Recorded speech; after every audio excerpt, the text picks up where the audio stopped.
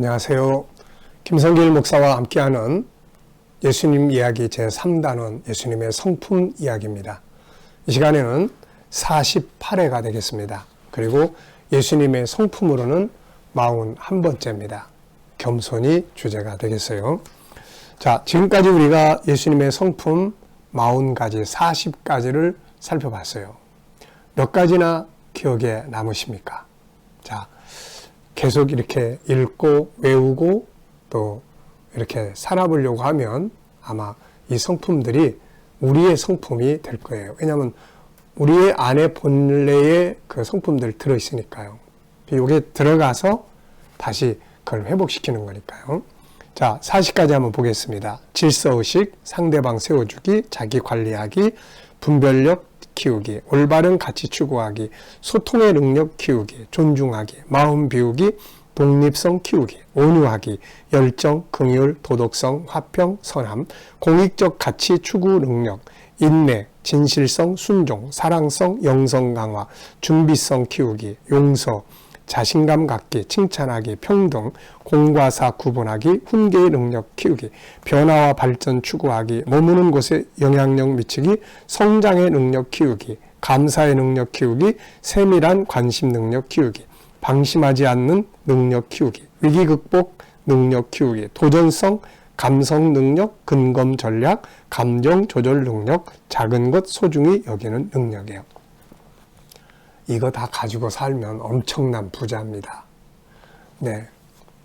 이걸 이대로 산다면 정말 어떤 사람이 될까요, 이거? 네.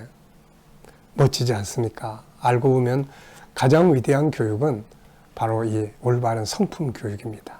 네. 자, 이 시간에는 41번째 성품 보겠습니다. 겸손. 자, 첫 번째는, 겸손의 의미와 중요성. 겸손이라는 말은 우리가 많이 들은 말이죠. 특히 예수님께서 나는 마음이 온유하고 겸손하니 내게 배우라. 겸손하다고 말씀하신 거죠. 자, 겸손의 의미는 남을 존중하고 자기를 낮추는 태도가 있음. 이렇게 이야기했어요. 자, 겸손의 모델은 예수님입니다. 겸손은 주님의 대표적인 성품이죠.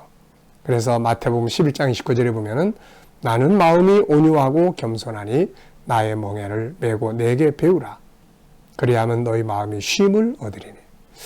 겸손은 쉼을 얻는 성품이에요. 왜냐하면 평안하기 때문에. 교만은 남을 많이 의식해야 되고 또 남을 막 쫓아가서 자기가 그보다 더 앞질러 가야 되고 막 그러니까 엄청 힘들고 스트레스 받는 거예요. 근데 겸손은 자기답게 살아가고 자기를 낮추고 굉장히 편안한 성품입니다. 이 겸손이. 네. 자, 한번 보죠.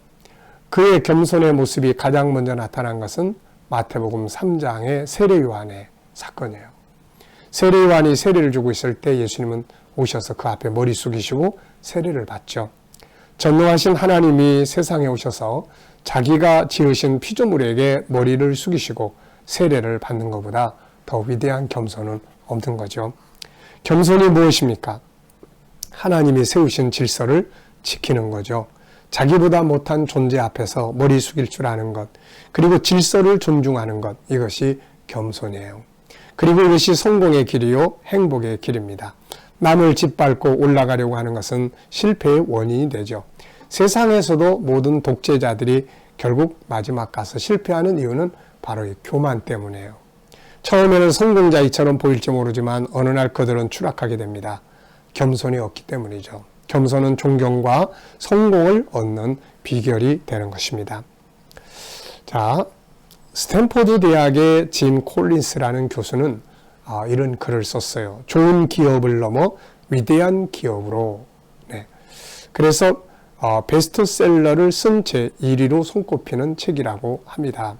이분은 좋은 기업을 넘어서 위대한 기업으로 발전하는 요인이 무엇인지를 5년 동안 연구해서 이 책을 썼다고 합니다. 그는 미국 기업들 중에서 위대한 기업 11개를 선정하여 그들 기업이 위대한 기업으로 성장할 수 있었던 성공 요인을 2가지로 언급했습니다. 강철 같은 결단력과 겸손한 자세. 뭔가 이렇게 위대한 기업, 정말로 진정한 존경받고 위대한 기업을 만드는 사람들은 다 겸손하다는 거죠. 결단력과 함께 겸손. 네. 정말로 이런 사람들이 뭔가를 할 때 그 하는 일들이 참 존경받을 만한, 소중히 여김을 받을 수 있는, 칭찬 들을 수 있는 기업을 만든다는 것입니다. 자, 영국의 시사주간지 이코노미스트는 인류가 21세기에 갖춰야 할 덕목이 뭔지에 대한 특집을 실었는데, 그곳에 실린 세계적인 석학들이 가장 중요하게 꼽은 것은 지적 겸손이었다고 합니다. 겸손함으로 질서를 지키는 자들, 기본 룰을 소중히 여기는 사람들은 세상도 인정해주고 하나님께서도 그를 인정을 해주세요. 그가 우리에게 보여주신 첫 번째 가르침은 겸손함으로 질서를 지키는 일이었어요. 자, 우리도 예수님처럼 가정에서, 직장에서, 세상에서 한번 겸손해 볼 수 있기 바랍니다. 나보다 못한 사람을 존중히 여겨보라. 모두가 존경하는 삶이 될 것이다. 이 속에 행복과 성공의 비결이 들어있는 거죠. 남을 막 무시하는 거. 이게 사실 얼마나 교만한 일입니까, 이게. 네. 자, 성경이 보여주는 겸손의 중요성. 성경은 이 겸손이 얼마나 중요한가를 이렇게 말씀하고 계세요. 베드로서 5장 5절에 보면 젊은 자들아 이와 같이 장로들에게 순종하고 다 서로 겸손으로 허리를 동이라. 하나님은 교만한 자를 대적하시되 겸손한 자들에게는 은혜를 주시느니라. 그러므로 하나님의 능하신 손 아래서 겸손하라. 때가 되면 너희를 높이시리라. 자, 잠언 18장 12절에는 사람의 마음의 교만은 멸망의 선봉이요 겸손은 존귀의 길잡이니라. 잠언 3장 34절 진실로 그는 거만한 자를 비웃으시며 겸손한 자에게 은혜를 베푸시느니라. 교만하고 남을 짓밟고 올라가는 것은 성공이 아니에요. 그 속에는 평안함이 없고 존경함이 없습니다. 이것이 행복과 성공의 비결이 되는 것이죠. 겸손이. 이것을 우리는 배워야 됩니다. 남 아래 머리 숙이기 힘들 때면 바로 예수님의 세례요한 앞에 머리 숙이셨던 그 모습, 베드로 제자들의 발을 씻기시던 그 모습, 그걸 기억을 해보시면 됩니다. 그러면 존경받는 자가 되는 거죠. 자, 겸손이라는 게 뭘까요? 이 성품이라고 하는 것은 참 규정하기가 좀 애매한 경우들이 많이 있어요. 다 추상적 단어들이거든요. 그렇지만은 안에 들어가 보면 이렇게 하는 것이 겸손이구나 라는 것을 우리가 알 수 있습니다. 자, 저는 세 가지를 겸손의 의미로 정의를 했어요. 첫째는 자신의 부족함을 인식하고 항상 하나님께 엎드리고 배움의 자세를 갖는 것이다. 이렇게 생각을 했어요. 정말 겸손한 사람은 자기 부족함을 느끼잖아요. 그래서 항상 하나님 앞에 엎드립니다. 하나님, 저는 부족해요. 솔로몬이 처음에 그렇게 출발했잖아요. 그래서 하나님 앞에 엎드려서 지혜를 구하지 않습니까? 그게 겸손이에요. 근데 나중에 좀 크더니 잘 나가니까 안 엎드리고 자기 식대로 하고 나중에 하나님 말씀에도 그걸 거절하고 그런 모습으로 변질돼 가기 시작을 했던 거죠. 자, 그래서 배우는 거죠. 항상 자만하지 않고 오만하지 않는다. 끊임없이 자기 발전을 이루어가요. 계속 자기 발전. 그렇게 많이 공부하셨는데 아니에요. 하면 할수록 내가 모르는 것이 너무 많다는 걸 느낍니다. 사실 그래요. 우리가 참 알면 알수록, 그래서 고린도전서 그 8장 2절의 말씀입니다. 고린도전서 8장 2절. 고린도전서 8장 2절 한번 확인을 해보고 넘어갈게요. 참 제가 이 말씀 참 좋아합니다. 왜냐하면 한참 교만하게 막 그럴 때 이 말씀이 날 붙잡았거든요. 자, 읽음이 이래요. 만일 누구든지 무엇을 아는 줄로 생각하면 아직도 마땅히 알 것을 알지 못하는 것이요. 이렇게 적어놨어요. 아직 몰라요. 네, 아는 것 같은데 아직 모릅니다.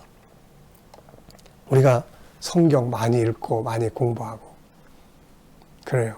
근데 알면 얼마나 알겠어요. 그 말씀 한마디 속에 들어있는 그 깊은 은혜를 어떻게 우리가 다 알겠어요. 그러니까 세상의 것도 마찬가지예요.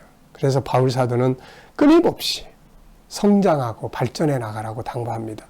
디모데전서 4장 15절에 보면은 모든 일에 전심전력하여 너의 성숙함을 모든 사람에게 나타나게 하라. 디모데에게 너 목회하면서 바쁘다고 자기 발전을 위해서 노력하지 않으면 안 된다. 그런 이야기죠. 네, 계속 공부하는 거예요. 계속 배우고 공부하고 또 연구하고 생각하고. 네, 우리가 안다는 것은 마치 바닷가에 모래알 얼마나 많아요. 그 중에서 모래알 한두 개 아는 것에 불과한 겁니다. 네.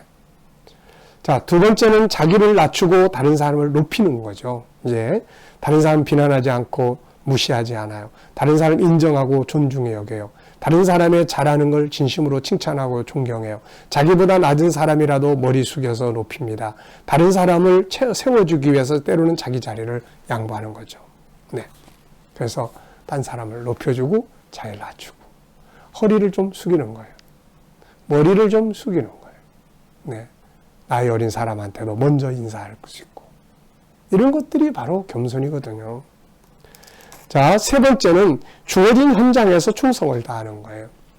그래서 저는 겸손 그러면 이제 나무를 생각해요. 그 주인이 나무를 딱 심어놓으면 저도 기도원에다가 나무 많이 심었었거든요. 근데 그 나무는 그 자리에 안 떠나요. 항상 그 자리에 있습니다. 추워도 더워도 그 자리에서 싹을 내고 꽃을 피워주고 열매를 맺어주고 단풍이 들어주고 다 떨어져서 사라졌다가 다시 봄 되면 다시 불 내주고 안 떠나요, 그 자리를.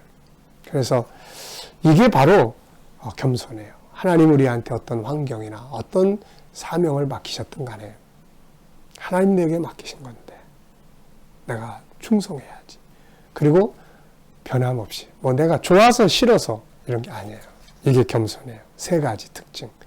자기 부족함을 깨닫고 항상 엎드리고 항상 배우려고 하는 사람, 다른 사람을 높여주고 자기를 낮추는 사람, 그리고 자기에게 주어진 현장에서 충성을 다하는 것. 이것이 겸손이라고 생각합니다. 자, 겸손의 성품을 키우기 위해서는 뭐를 해야 될까요? 자, 이거 보면은 역시 필요성과 중요성 인식해야 되고 주님을 항상 묵상하는 게 좋아요. 모델이니까. 겸손의 말씀을 항상 묵상하는 게 좋아요. 겸손의 말씀. 그 다음에 겸손의 세 가지 요소를 항상 암송하고 묵상. 겸손, 이런 거. 우리가 어떤 때 사람 만나러 갈 때는 이 겸손의 도구를 한번 사용해 보세요. 그래, 우리 겸손하자. 더 높이자. 배움의 자세를 갖자. 네. 그리고 사람 만나서 대화를 하다 보면은 겸손할 수가 있어요. 사람은 의식하고 생각하는 것을 행동할 수 있기 때문에 그렇죠. 자, 겸손을 실천할 대상 및 영역 정하기. 누구에게 겸손해야 될까? 모든 면에서 겸손을 해야 되지만 특별히 실천을 하기 위해서는 영역을 정해놓으면 훨씬 실천하기가 좋아요. 자기를 돌아보고 겸손 코칭하기. 스스로 셀프 코칭하는 거죠. 겸손이란 무언가? 어떤 영역에서 겸손하고 싶은가? 왜 해야 되는가? 이것을 해서 어떤 유익을 얻을 것인가? 어디서부터 시작할 건가? 언제부터 출발할 것인가? 이런 걸 세세하게 정리해서 실현하는 것이 바로 코칭입니다. 자, 작은 부분부터 시작하기. 제일 작은 부분이 뭘까요? 저는 인사 먼저 하기라고 생각해요. 항상 만나면 인사 먼저 하는 거예요. 인사. 나이가 어리거나 마음에 안 드는 사람이거나 나를 괴롭히는 사람이거나 나에게 소리를 끼치거나 누구나 먼저 인사부터 하는 거. 이게 겸손의 시작이에요. 자, 반복 훈련하는 것입니다. 반복. 계속해서 반복. 성품 훈련은 반복 훈련이에요. 이게 성품 훈련 한꺼번에 되는 거 아니에요. 된 거 같다가 나중에 다시 나오잖아요. 모세 40년 동안 온유함 훈련했는데 40년 지나고 나서 옛날 40년 전에 사람 죽였던 성질 다시 나와버렸잖아요. 그래서 반복 훈련하는 거예요. 자, 이 시간 말씀 여기서 마치겠습니다. 감사합니다.